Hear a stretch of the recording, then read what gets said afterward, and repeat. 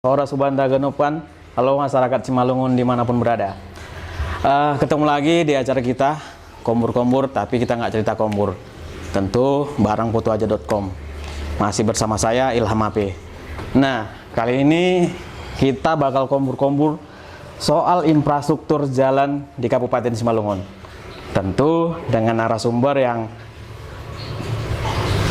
memang sudah itu pekerjaannya dan itu tanggung jawabnya.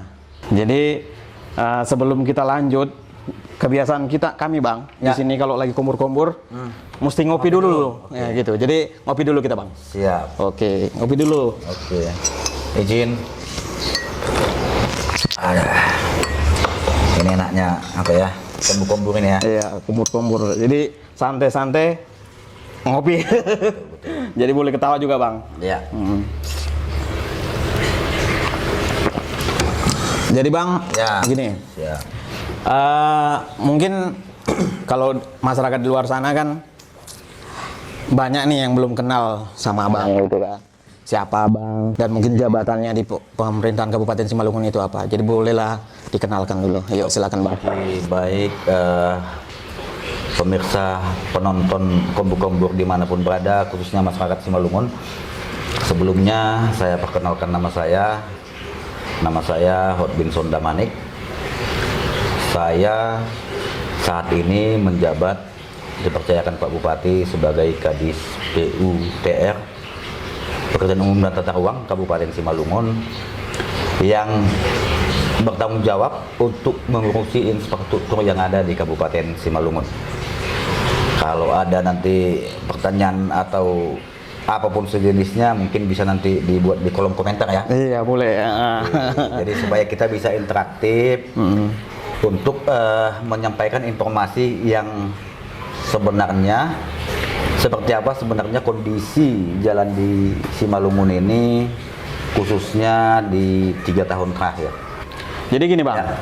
Jadi kan dulu kalau aku tahu itu PUPR. Ya. Iya kan. Sekarang PUTR. TR. Gitu ya. Jadi Ya. apa bedanya itu bang? Sebenarnya bedanya lebih ke tata ruang ya. Kalau dulu PUPR itu kan dia khusus infrastruktur, katakan jalan, gedung, gitu kan ya. Kalau dulu ada PSDA dan tata ruang. Betul. Nah ini di merger, sehingga PUTR itu sekarang menangani gedung, PSDA, jalan, tata ruang, dan spam, Iya. sanitasi. Nah itu dia, jadi memang lebih mencakup lebih luas jadinya. Oh begitu. Nah jadi ngomong-ngomongi soal infrastruktur jalan ini bang, ini kan sebenarnya menjadi persoalan klasik, ya kan, dari 10 tahun yang lalu. Kita tidak mau menyalahkan siapa yang tahun 10 tahun yang lalu kan begitu, tapi kita bicara ke depan ini. Jadi banyak juga masyarakat yang artinya nggak tahu gitu. Kadang-kadang biasalah kalau netizen itu komen seperti ini contohnya.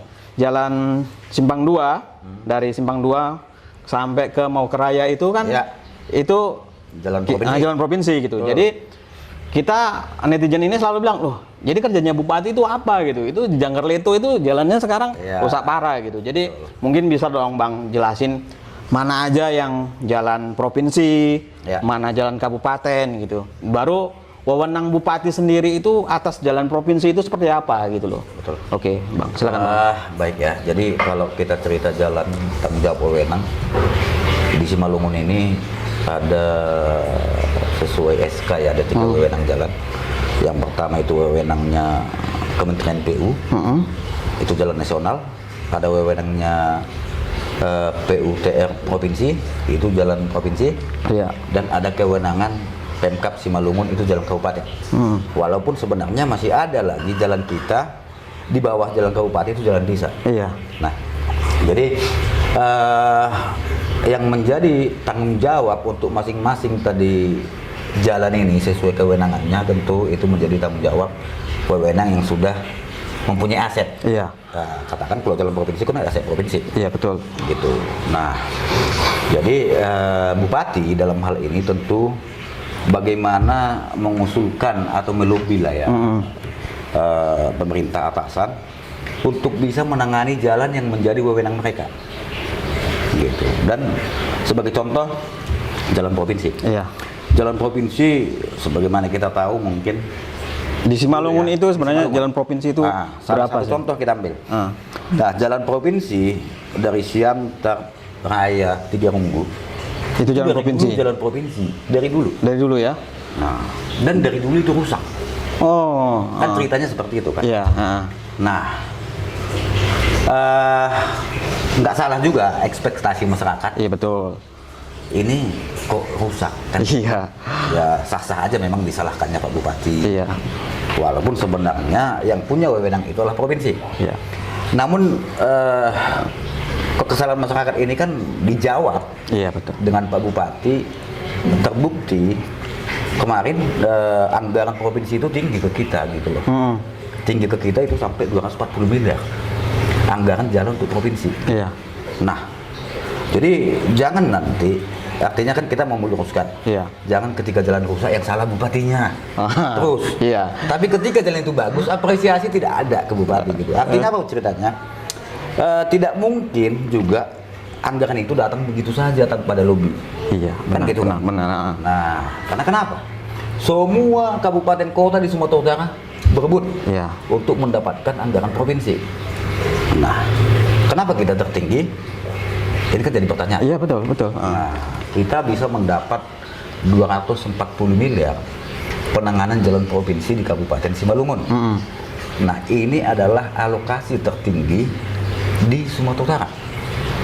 Nah, tentu kan ini usahanya beliau. Iya, betul. Bagaimana dia mendorong pemerintah provinsi itu untuk menangani jalan itu. Nah, terbukti jalan kita walaupun memang Siantar Raya ya, itu masih banyak jalan yang rusak lah.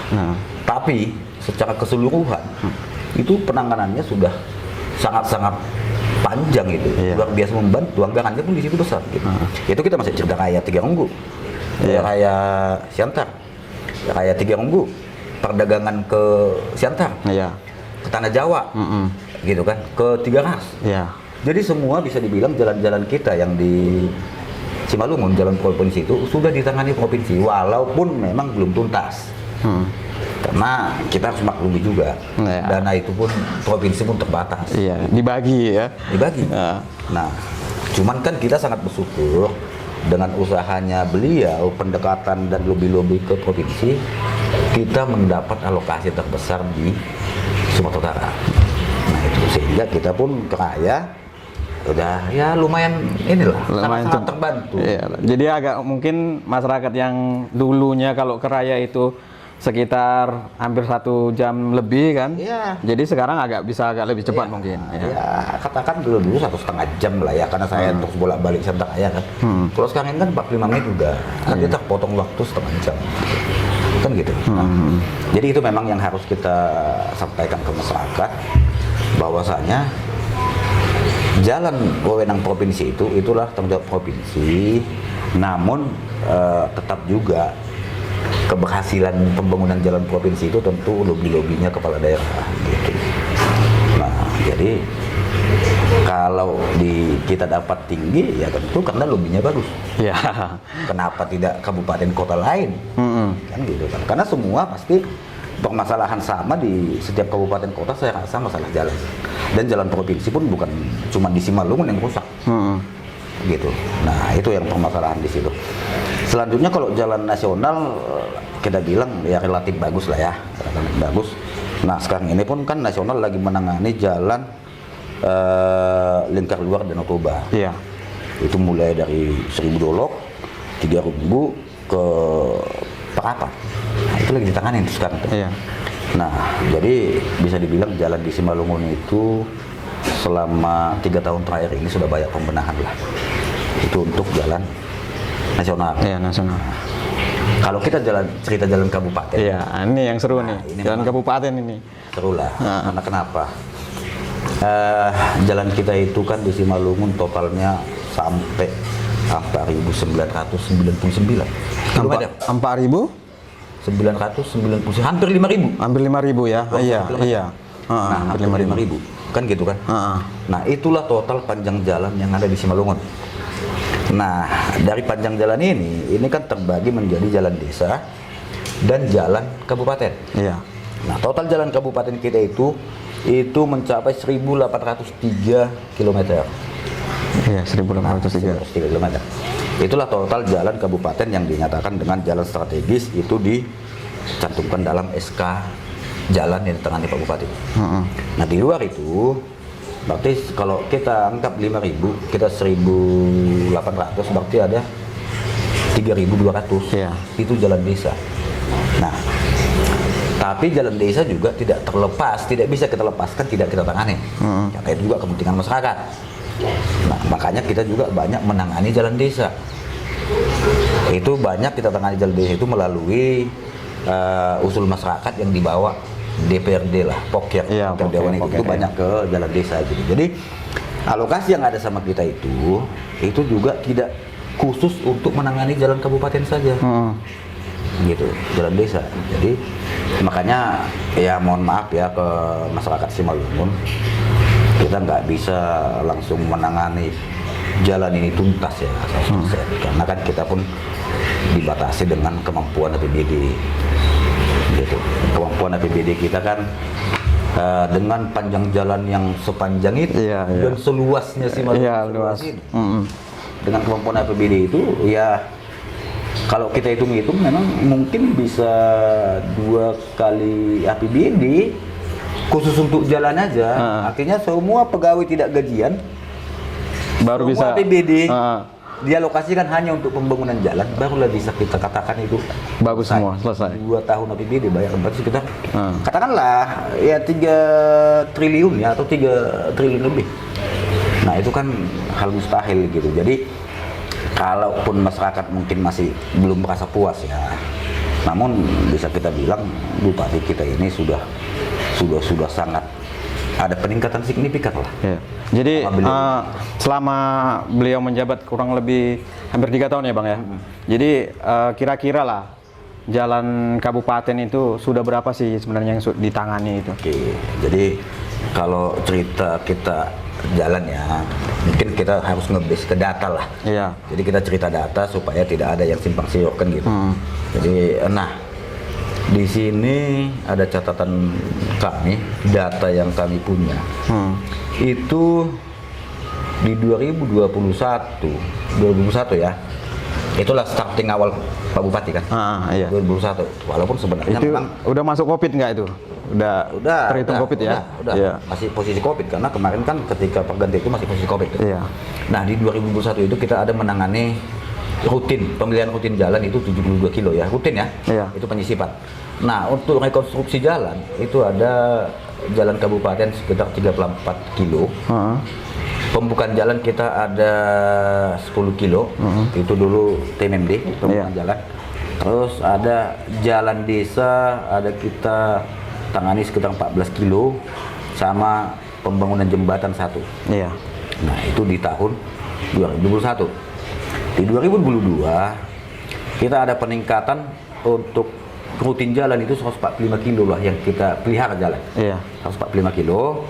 Ditambah rekonstruksi jalan itu ada 47 km. 47 kilo dan jalan desa itu ada 30 kilo. Kita tangani. Nah, gitu. Nah, itulah total selama itu kan 2 tahun ya? Iya, 2 tahun. 2021, iya. Kalau 2023 nanti datanya akan kita rilis di akhir tahun. Oh gitu. Karena ini kan masih berjalan. Iya, berarti ini lagi dalam pengerjaan. Iya. Ada proses lah ya. Jadi kalau kita totalkan sepanjang 2 tahun ini, 2 tahun pemerintahan beliau ini, dia sudah menangani pembangunan jalan itu sekitar 81 kilo. 81 kilo. Nah, untuk jalan desa itu ada 44 kilo dan pembukaan jalan baru itu 10 km. Gitu. Untuk pemilihan rutin itu sampai 217 kilo kita pelihara. Nah, itu besar ya. Dari sisi itu kan dari sisi panjang penanganan ya. Namun kalau kita cerita dari sisi alokasi dana, kita kan konsennya memang beliau ini sebagaimana selalu yang dia sampaikan, bahwasanya bagaimana kita menggenjot ekonomi. Iya. Tentu kan yang paling pertama kita tangani itu kan infrastruktur, khususnya jalan gitu. Makanya terbukti setiap tahun itu alokasi anggaran jalan kita itu meningkat. Itu meningkat itu. Jadi kalau kita lihat data alokasi anggaran kita itu bentar ya, nah ini. Jadi data kita di tahun 2019 lah ya, aku ada data sampai 2019 ini yang saya update. 2019 itu data kita memang ada 162 miliar. Iya, miliar. 162 miliar. Yang paling apa namanya memprihatinkan itu di 2020. Itu 19 miliar. 19 miliar. Iya, dari 200 jadi 19 ya. Jadi memang ketika itu kan waktu Covid, awal-awal Covid, dan semua alokasi anggaran kan direkokus. Iya, ke Covid, kesehatan ya. Nah, hal ini juga yang membuat jalan itu turun drastis kan. Kondisinya turun drastis itu. Nah, di 2020 anggarannya cuma 19 miliar, tentu efeknya di 2021. Iya. Kondisi jalan kita itu anjlok. Memang benar-benar anjlok. Iya. Nah, di 2021 sudah ada peningkatan karena memang sudah mulai netral lah ya Covid. Di situ masih kita bisa mengalokasikan 95 miliar untuk jalan. Nah, di 2022 karena memang Pak Bupati concern ke jalan itu meningkat lumayan signifikan, itu sampai 141 miliar. Jadi dari 19 sampai 95 ke 141. Nah, itu di 2022. Di 2023 malah kita tergolong tinggi ya, tergolong tinggi. Artinya kita bilang tinggi kalau dari sisi panjang jalan sih belum. ya. Tapi dari sisi penganggaran per tahunnya itu melonjak tinggi, itu sampai 275 miliar. Itulah sekarang yang lagi kita kerjakan. Dengan harapan bahwasannya dengan selesainya nanti ini, di akhir tahun ini kondisi jalan kita bisa mencapai kondisi baik, kondisi mantap lah ya, itu bisa mencapai 800 km. Dari 2021 itu 640. Berarti ada penambahan sekitar 160 kilo. Iya. Nah, coba aja dari 160 kilo kalau dikali 3 miliar, itu luar biasa. Iya, ya, betul. Gitu. Jadi itu yang terjadi. Nah, itu yang pertama.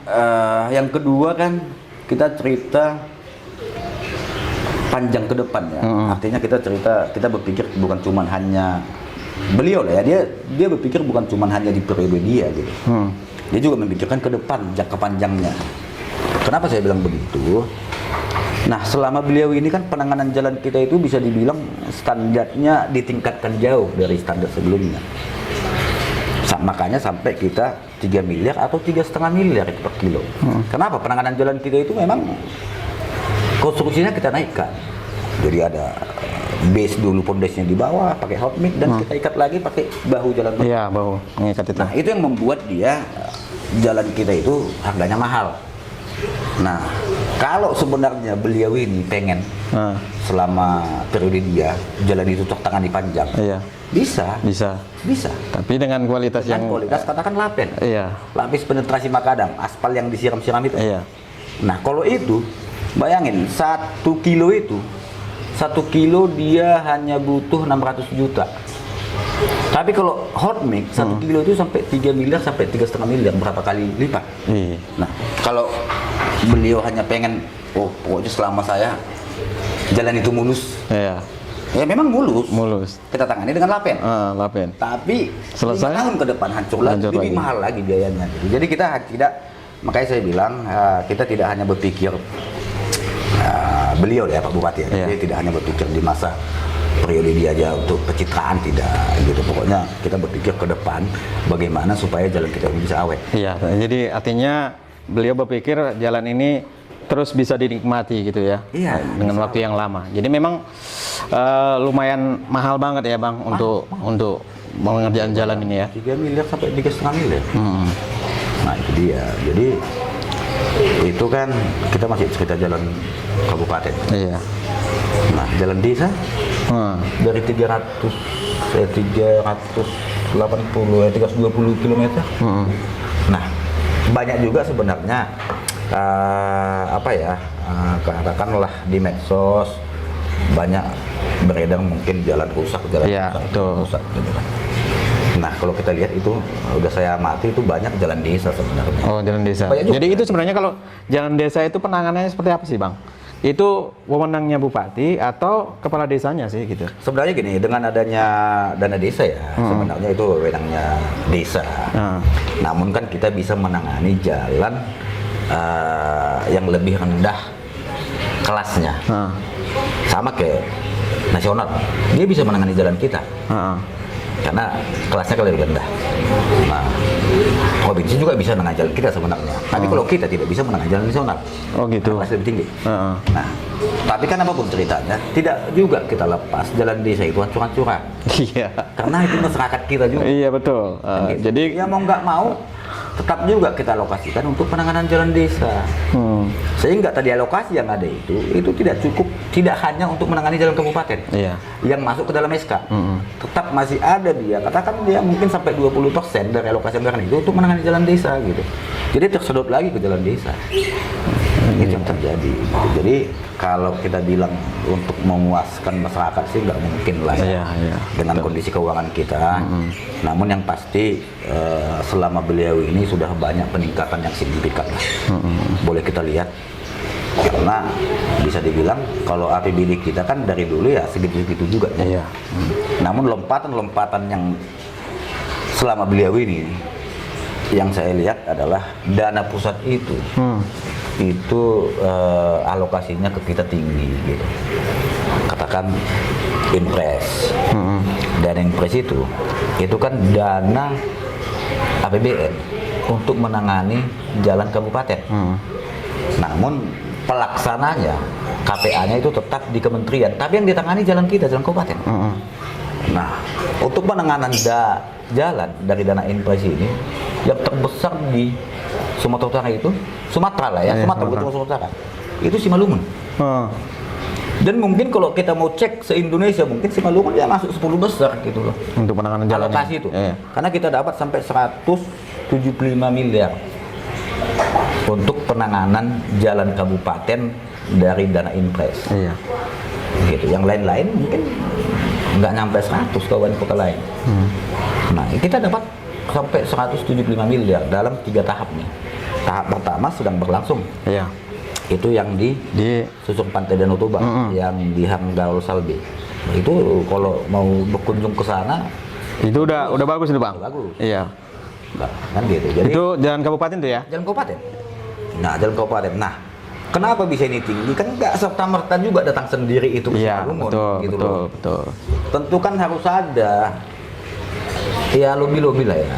Artinya bagaimana Pak Bupati meyakinkan bahwasannya Simalungun itu butuh penanganan jalan untuk meningkatkan ekonomi di Simalungun. Untuk meyakinkan ini kan nggak gampang. Betul. Meyakinkan kementerian. Tapi dengan kemampuan beliau dia bisa meyakinkan itu sehingga kita dapat alokasi yang tinggi gitu. Nah itu di samping itu kita dapat dana PHJD. PHJD itu hanya 3 di Sumatera ini yang dapat. Simalungun, Humbang, provinsi. 3 tahun berturut-turut ini kita dapat dana. Nah tahun ini kita dapat dana PHJD 18 miliar. Itulah yang kita kemarin kunjungan menangani jalan dari Simpang Bagi ke Bagi sampai ke Batas Karo. Oh iya itu. Nah kalau dulu ingat pernah viral juga. Iya, jalan perbatasan. Iya, antara ini Karo, ini Simalungun. Nah itu. Itu udah terjawab.